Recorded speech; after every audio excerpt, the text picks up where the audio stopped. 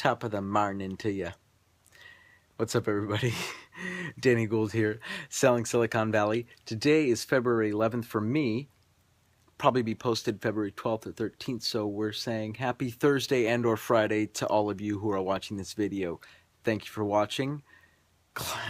Okay, now that that's over with, let's talk about what we're really here to discuss. Today I want to talk about something a little more practical than the topics I've been discussing in the past, simply because the past couple of weeks I've been talking about real estate related news topics. And today I wanted to talk about something a little more, like I said, practical: pricing property. It's a very controversial topic. Well, okay, maybe not so controversial.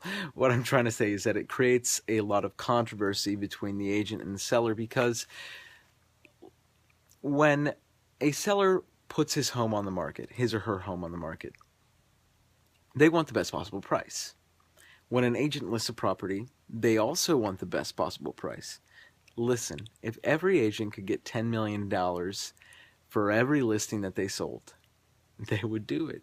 But that's just not the reality of the situation. The reality of the situation is that homes need to be priced to sell, and sellers live in fantasy land. Here's where the seller wants it, here's where the market's at, and here's where the agent wants to price the property most of the time. Now, this is not true for all agents, and not true for all markets, and not true for all kinds of property. For example, luxury real estate, totally different ball game. We're not even going to get into that today and how to price luxury real estate. In this area, I would say luxury is anything above $2 million. In my area, if you go a little bit up further up the peninsula, we're probably talking 3, 4, anything above 3 or 4 million. I'm talking in this video anything under $2 million for my area. Anything that's not considered luxury in your area, whatever that may be. If you're in North Dakota, I can't help you. It's probably about $100,000 for luxury real estate. I'm not sure, actually. I have no idea. Could be more. Anyways, I digress. Don't want to keep these videos too long, but we need to talk about oh man, it's gonna be a long video, guys. Oh well. Okay, so pricing strategies. There are really 3 types of pricing strategies that agents use. One is the overpricing strategy. The second is pricing at market value. And the third is pricing below market value. Now, we've just covered all ranges, but let's discuss the pros and the cons to both, or to all 3, sorry. First, above market value. Now, statistically speaking, if you price your home 15% over market value, it will appeal to 20% of home buyers. Okay, this is all statistical data that I have from my firm. 10% over market value means it's going to appeal to 30% of home buyers. 5% over market value means it will appeal to 50% of home buyers. And if you price your home at fair market value, it will appeal to 5%, 95% of home buyers. Now, let's talk about that. Everybody wants a good deal, right? So if you put yourself in the buyer's shoes and you say, okay, I want a good deal, you look at all the listings and you say, well, I'm not going to go to that one. That one's way overpriced. Why would I even waste my time with that? So that is one of the cons of overpricing a property, or pricing it too high. However, it will appeal on some level to some people who perhaps are looking to negotiate rather than go into a bidding war kind of situation. In our market right now, in Silicon Valley, we are seeing bidding wars like we have never seen before. I mean, we are talking 70 offers on a property. This is in the, anywhere from $3 to $6, $7, or $800,000 range.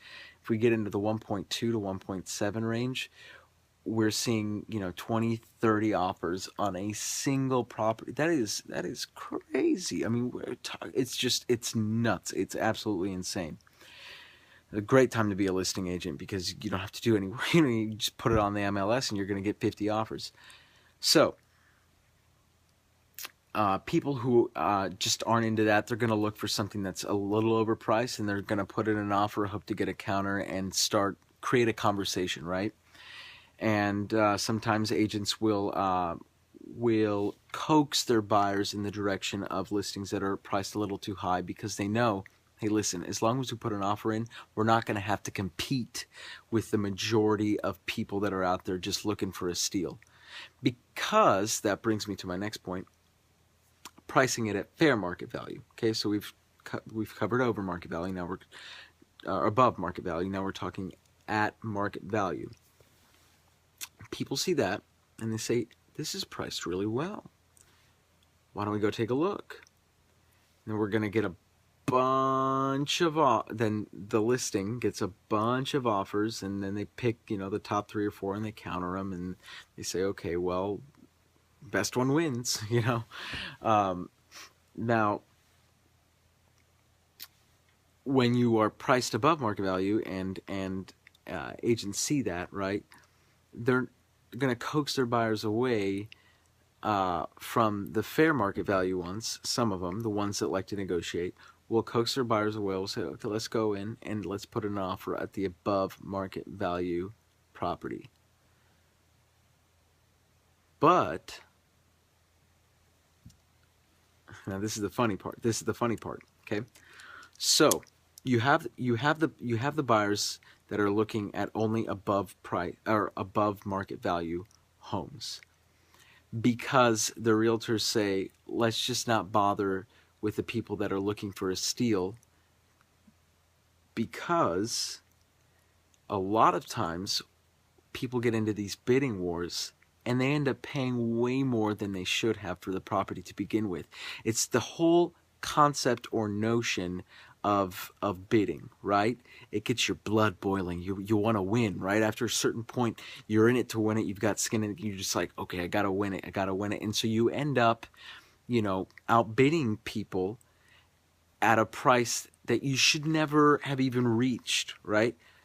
I talked about this last week. A home that was priced at $1.3 million in Cupertino went for $1.8 million. I mean, that's $500,000 over asking. That is, I don't care what the market conditions are like. I don't care what the property had. That is just uncalled for. I mean, but that's what happens when you create a bidding war. And so pricing it, now let's go back to the selling side, right?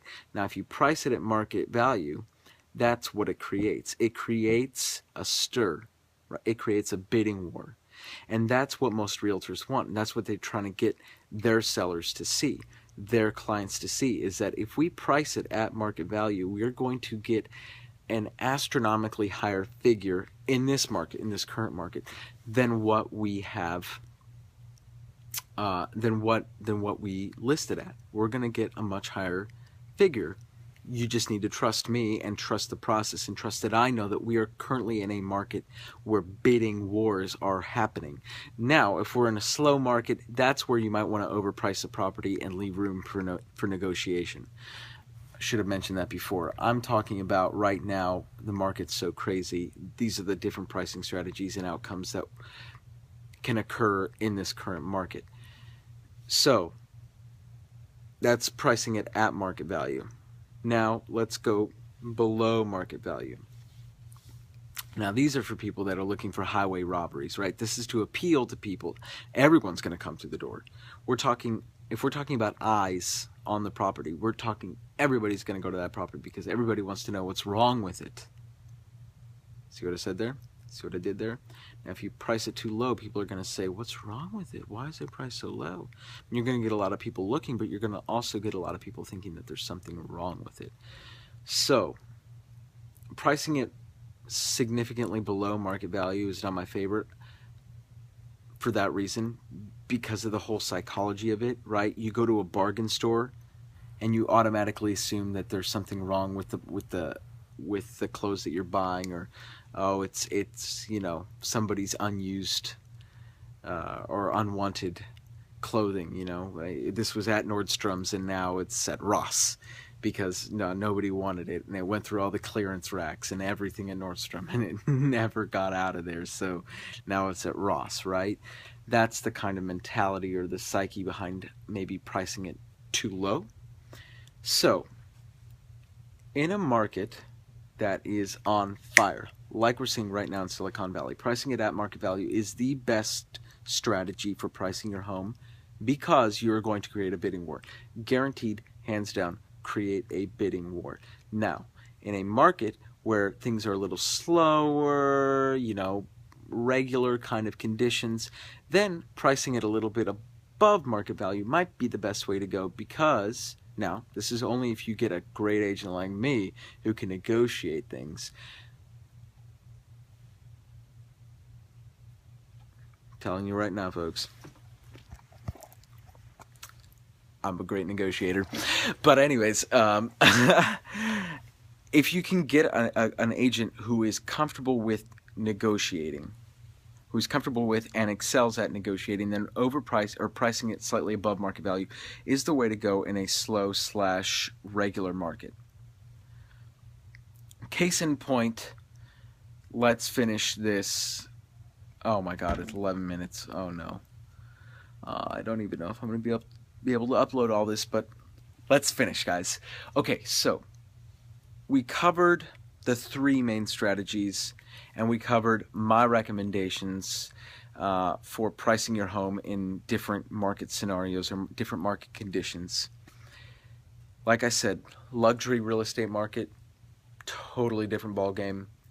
Comment below if you want me to talk about the luxury real estate market, BT dubs. I think that might be a great topic in the coming weeks. Would love to touch on that. But for now, we're just going to leave it at that and say thank you so much for watching. If you have any questions or comments about this video, be sure to comment on the video. Like, comment, subscribe. I'll see you guys on the next video. Danny Gould, out.